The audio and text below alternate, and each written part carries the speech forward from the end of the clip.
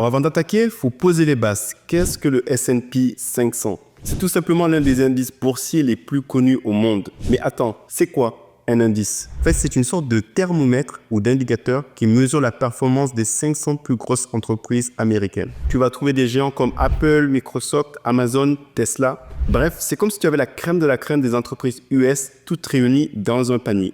Et là où c'est beau, en fait, c'est qu'en investissant dans un ETF qui suit le S&P 500, tu vas posséder automatiquement des parts de ces 500 entreprises. Ou même toi, tu peux devenir actionnaire de Tesla ou Apple sans rien faire de compliqué. Bon, maintenant que tu as compris ce que c'est, on va voir quelque chose d'essentiel. Comment un ETF replique un indice. Donc, imagine qu'Apple représente 6% du S&P 500.